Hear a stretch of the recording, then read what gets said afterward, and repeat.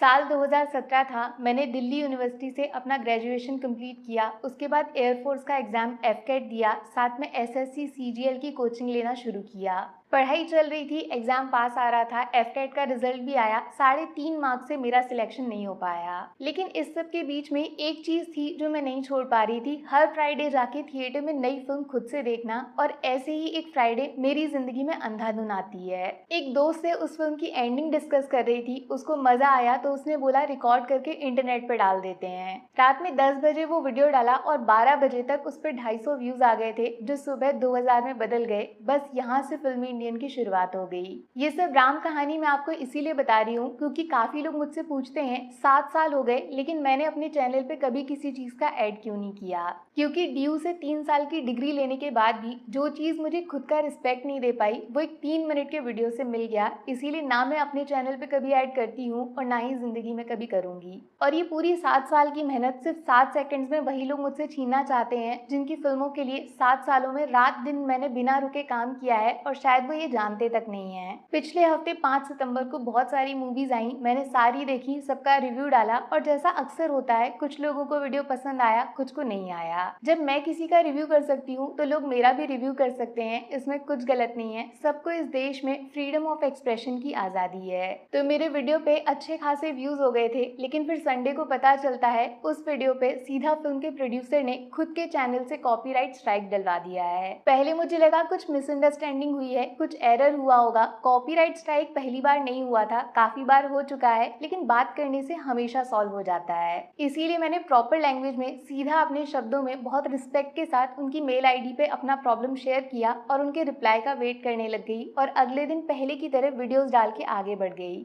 मेरे मेल का रिप्लाई तो नहीं आया, लेकिन फिर कुछ ऐसा हुआ जो अगर मैं आपको नहीं बताऊंगी तो शायद सबसे बड़ी बेईमानी मेरी पब्लिक के साथ होगी, जिसको 7 साल मैंने मेहनत करके अपने दम पे इकट्ठा किया है। एक साथ 3 और स्ट्राइक मेरे चैनल पे सेम उसी प्रोड्यूसर ने डाल दी और ये सारे नए वीडियोस नहीं थे, 6-6 महीने पुराने वीडियोस को ढूंढकर उन पे स्ट्राइक डाली गई। अब यूट्यूब की पॉलिसी ये है, अगर 3 बार आपके चैनल पे स्ट्राइक आ जाती है तो तुरंत आपका चैनल वहीं पे डिलीट कर दिया जाएगा। इसीलिए इनको लगा होगा ये तो डर जाएगी, चुपचाप अपने चैनल को बचाने के लिए भीख मांगेगी, फिर ये अपनी कुछ शर्त रखेंगे जो मुझे माननी पड़ेगी। लेकिन ड्यू से 3 साल की डिग्री और 7 साल बिना किसी ऐड, बिना किसी प्रमोशन मैंने चैनल पे काम इसीलिए नहीं किया कि किसी के सामने सच बोलने के बाद भी जाके हाथ फैलाने पड़े। अब मैं आपके सामने एक्सपोज करूंगी ये पूरा रैकेट कैसे चलाया जाता है। बहुत सालों पहले न्यूज़पेपर में नई फिल्मों के रिव्यूज आते थे, फिर उनको खरीद लिया गया। फिर सोशल मीडिया आया तो ऑनलाइन लिखकर रिव्यूज डाले जाने लगे। आप यकीन नहीं करोगे, बिना फिल्म रिलीज हुए इनको पहले ही रिव्यूज लिख के दिए जाते थे, ये वही डाल देते थे। लेकिन फिर जैसे ही यूट्यूब पर नॉर्मल लोग अपना चैनल बना के फिल्मों के बारे में बोलने लग गए, पहले इनको लगा क्या ही फर्क पड़ेगा, कौन इन लोगों पे ध्यान देगा। लेकिन जैसे ही ये फिल्म रिव्यू कैटेगरी बड़ी हो गई तो इनको टेंशन होने लगा, इनको कंट्रोल कैसे करेंगे, ये कोई मुंबई में बैठे हुए दोस्त रिश्तेदार तो है नहीं। तब इन्होंने क्रिएटर्स को कांटेक्ट करना शुरू किया, कुछ पैसों से मान गए तो कुछ को एक्टर्स के इंटरव्यू का लालच देकर उनको खुद से जोड़ लिया।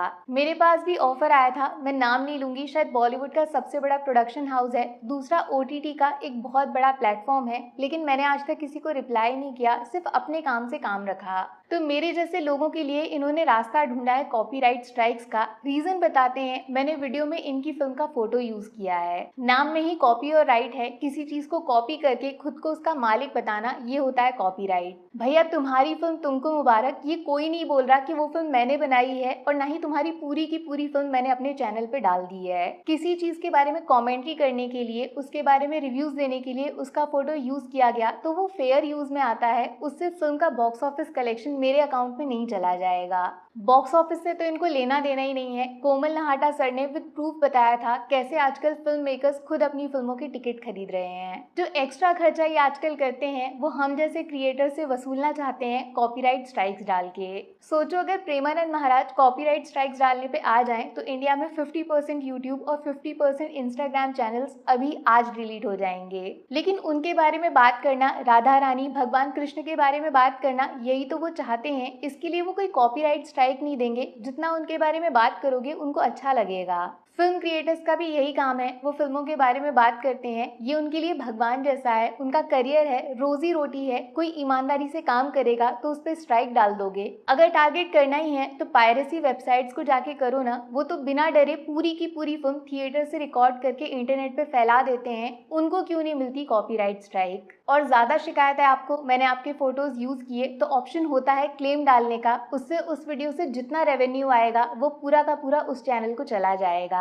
लेकिन ये उनका इरादा ही नहीं है। जितना मैंने टोटल यूट्यूब से कमाया है 7 सालों में, उतना ये 7 मिनट में रोज कमाते हैं, फिर भी सोचो शांति नहीं मिल रही है। इनका क्या इरादा है? एक न्यूज सुनी होगी आपने थोड़े दिन पहले, बहुत सारे प्रोड्यूसर्स मिलके एक मीटिंग करने वाले हैं जिसमें नेगेटिव रिव्यूज डालने वाले इन्फ्लुएंसर्स, रिव्यूअर्स पे क्या एक्शन लेना है वो डिस्कशन होगा। मतलब सब कुछ कर लेंगे, बस एक अच्छी फिल्म नहीं बनाएंगे। और बुरी फिल्म को बुरा बोला तो ये सारे प्रोड्यूसर मिलके कॉपीराइट स्ट्राइक डाल के किसी की रोजी रोटी, उसका पूरा करियर खत्म कर देंगे। और कुछ नहीं, बस एक कंट्रोल सिस्टम बनाना चाहते हैं पेड रिव्यूज का, जैसे न्यूज़पेपर के टाइम में हुआ करता था। पैसे लेकर अच्छा बोलो, वरना डर से अच्छा बुलवाया जाएगा, वरना चैनल उड़ा दिया जाएगा। प्रॉब्लम ये भी है, फिल्म कंटेंट क्रिएटर्स की वजह से पब्लिक अब केजीएफ, कांतारा, लोका जैसी मूवीज के बारे में जानने लगी है, जिससे साउथ की फिल्म भी अब डायरेक्ट नॉर्थ में रिलीज होने लगी है। इनका जो पावर था थिएटर ओनर्स के ऊपर वो ढीला पड़ रहा है, तो कंटेंट क्रिएटर्स को ही खत्म कर दो। सेम यही केस हुआ था मोहक मंगल के साथ भी। उसके चैनल पे 2 बार स्ट्राइक्स डाल के उसको अपने हाथों की कठपुतली बनाना चाहते थे।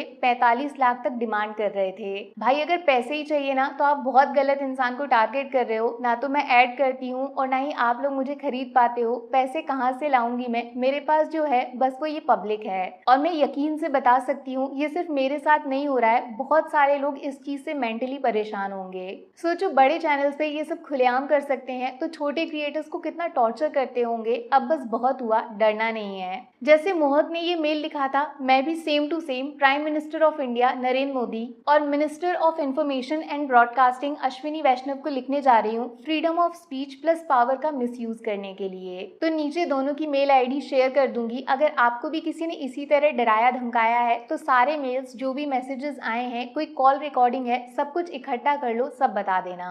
लेकिन हम सबको बचाना पब्लिक के हाथों में है। आप लोग जिनके लिए हम काम करते हैं, कोई भी क्रिएटर आपसे मदद मांगता है तो प्लीज एक बार उसको सुन लेना। बस लोग सब देख रहे हैं और अच्छे से जानते हैं इस सब के पीछे मास्टरमाइंड कौन है। ये ऊपर तक पता होना चाहिए, उसको एहसास होना चाहिए। मेरी टेंशन मत लेना आप, ये चैनल डिलीट करवा देंगे तो हो जाने दो, दूसरा बना दूंगी। मैं अपने नाम को मरने नहीं दूंगी, फिर से पब्लिक कमा के सच बोलना शुरू कर दूंगी। मैंने आज तक कभी अपने चैनल को लाइक सब्सक्राइब करने को नहीं बोला, बट प्लीज लाइफ में मेरी कभी कोई बात अच्छी लगी है, मेरी वजह से कुछ अच्छा देखा है तो ज्यादा से ज्यादा लोगों तक इस वीडियो को पहुंचा देना, शेयर कर देना, ट्विटर, इंस्टा, चाहे जहां डाल देना। मैं कॉपीराइट स्ट्राइक नहीं डालूंगी।